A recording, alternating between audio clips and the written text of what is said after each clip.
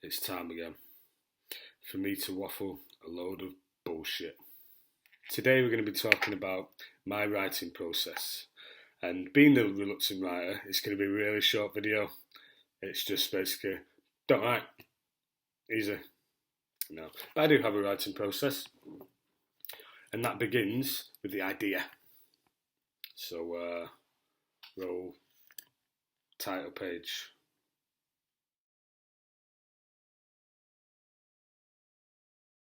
The idea.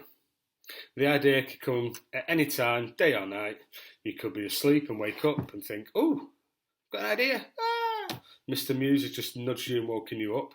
So you scribble it down on a piece of paper, phone, whatever. Or you could be in the toilet having a shit. Hey, are you alright? I am, I'm having a poo. Could you just wait a minute for me to finish? Nah, it's come now. You need this inspiration. Can you at least pass me the toilet roll? No time, I'm afraid. Here's your idea. My gift. Thanks very much, but I only have toilet paper to jot anything down on, and I don't have a pen, so I'll have to use my. Whoa. Okay. I don't need to know the specifics. Just here's your idea. Enjoy it. That's my job, Mr. Muse. On your side. Cheers, mate. Thanks. Now, once Mr. Muse has paid you a visit, you now have the idea, the germ of the story. From there, it's time to have a think. I mean, if the germ of your story is a dog licks a tree, then you have to start thinking, why is he licking a tree? What does that tree taste like? What does the tree have to think about that? Why doesn't the dog lick his balls? That's usually what they lick. And other such things. The germ of idea for my meat market book was biggest loser in the world who's no good with women becomes a very successful male escort. For my Divine series, the initial idea was, what if you were immortal? If you could live forever, and so you've been there, seen it all, done it all. That was the germ of the idea. Then I'd start coming up with the characters. From there, I'd just make up as I go along. I'd usually write a couple of chapters just to see if there's something there. Usually there is. And then I'd start plotting a little bit, or outlining what I'm going to do with the characters, where they're going to go, their intentions, their motives. And then just write, just sit down and write. It doesn't matter if it's shit. It doesn't matter if you think it's shit. As long as you're putting words down on the page, it means that you're doing it. You're on your way.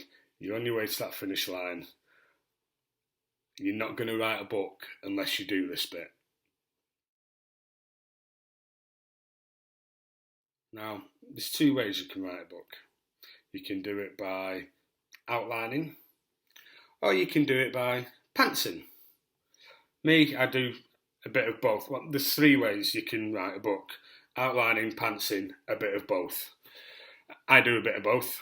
So I'll, as I mentioned, I will come up with an idea. I'll start writing a few chapters just to see where I'm going with it. And then I'll start outlining a little bit more. Outliners, they might write pages and pages and pages. Each chapter, they want to know what they're doing in it. They want to know who the characters are. They want to know what the characters look like, where it's set. You could go on forever into meticulous detail. And that just acts as a guide then for that person writing the book. Pantsers don't have a clue. They won't have a clue for ages, and they'll just start writing and see where it takes them. I quite favour the pantsing, but the more books I write, I find it easier to be doing the outlining.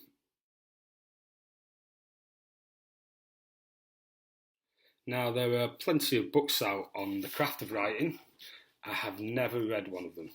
What I've done personally is I've read a lot, and you get ideas by how other writers write. And you kind of, if you read enough, then you kind of get a mishmash of these ideas, and you form your own voice in a sense. The writing process is different for everyone. Me personally, I don't describe much in that if two characters are in a kitchen, I will not tell, I will just say, I do not describe that much, I guess, in my books, because when I read, it's a movie going on in my head. That's how it's always been for me. I imagine it is for a lot of readers. It's a film playing in the mind. So me describing two characters in a kitchen, I will not tell you what they're wearing down to what brand of underwear they've got on. I won't explain that the kitchen cupboards are walnut and that the coffee mug on the side has a chip in it, because unless it matters, it doesn't matter. It's just paid fodder. It's just waffle. It's just waffle for a writer to go, oh, I've done 2,000 words today and I've described a coffee cup. I prefer to keep the story going a bit more. Dialogue, I like to put a lot of dialogue in my story. I personally think that dialogue is what keeps the story alive. You're in the kitchen. You don't need to tell your reader that the tea towel on the back of the chair is red and white and pleated. It doesn't matter. Even if character 1 is going to strangle character 2 with said tea towel, it doesn't really matter if it's red and white. It could be black. It doesn't matter. It doesn't matter. So I kind of leave quite a lot of description out, just because as a reader you form it anyway, just by, they're in a kitchen. I know what a kitchen is. Well, I'll imagine that kitchen, and unless they tell me differently, I will keep that image of that kitchen in my mind, and that's where the scene will play out. So I don't do much description. I hardly ever mention the weather. I've read plenty of book where the first 3 pages are talking about how the storm's brewing. Just say it's raining. It doesn't matter that much. Some authors will turn the weather into a character. I personally will skip those first 2 chapters of telling me how dark and windy it is outside and how the clouds are forming an evil something 3 pages. Oh, we've got someone saying something now. I will skip that and I'll move straight to dialogue, because it's just bullshit. And you want the reader to be enticed. You want them to be page turning, but not skipping page turning. You want them to be proper into the story. I think there's quite a few things that other writers do that distract a bit from the main story, and that's why I try and keep dialogue quite prominent in my books, because it's what moves the story on, I believe.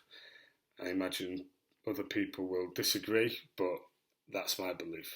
So you've put all your blood, sweat and apostrophes into this manuscript. You've written 80, 90, 100,000 words. You're there. The last 2 words, the end. Huge sense of relief. It's done. Finally.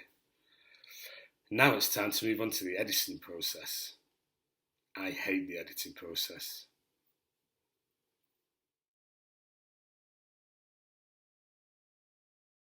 The editing process. Usually after I've finished a book, I will wait about a week or 2 weeks. I'll be writing something else already. And then I'll come back to it and I'll just read through it. Try and read through it as much as possible as a reader. And make note if there's any obvious glaring mistakes, grammatical mistakes, I will change them. Any spelling mistakes, I'll change it. But I'm concentrating more on the story, making sure it's moving from A to B, that the pacing's nice and just all that stuff.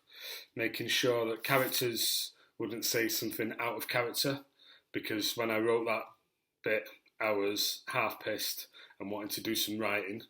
I will make sure it flows nicely.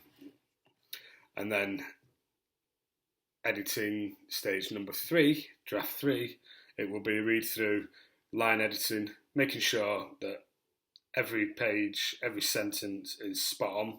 It's the worst time now because I've already read it once, I've written it once, and I have to go through it again just to spot errors and stuff. By the end of draft 3, I hate that book and I don't want to see it again. Next stage is to contact my editor, let them know that I've got another 100,000's worth of waffle for them to slate, put lots of red marks next to, and just kill the baby that I've just spent so long nurturing into what I thought was a beautiful blossom of a book. Yeah, I take it there to be killed. But from its death, if I do what my editor says and I change all the things my editor asked me to change or suggests I change, from the ashes of the death of my little blossom of a book arrives a better book, I guess. I hate editing. That's enough for editing.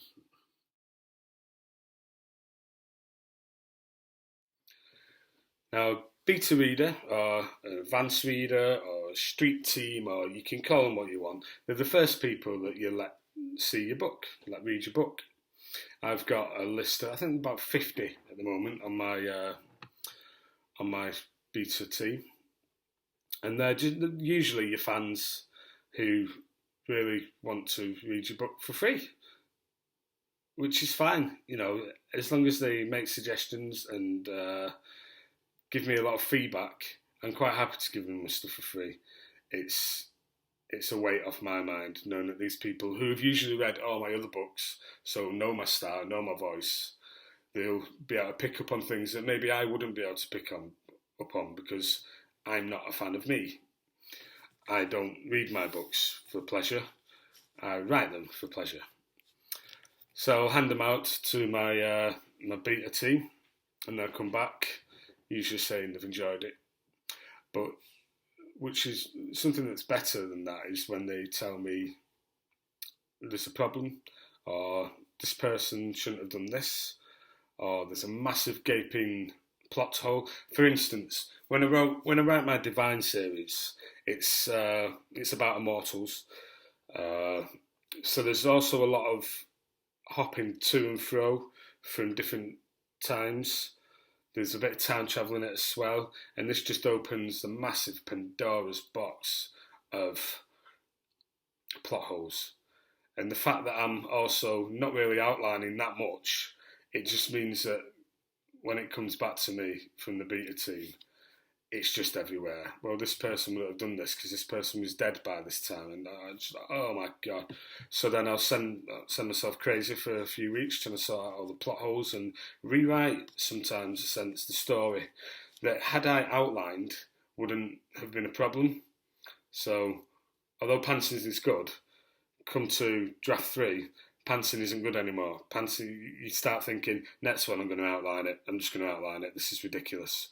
But then you get to the next one and you don't, because you're like, oh, I'm creating. This is great. I'm playing God. Ooh, these are my characters. I will make them do whatever I want. I am the God of you. Ah.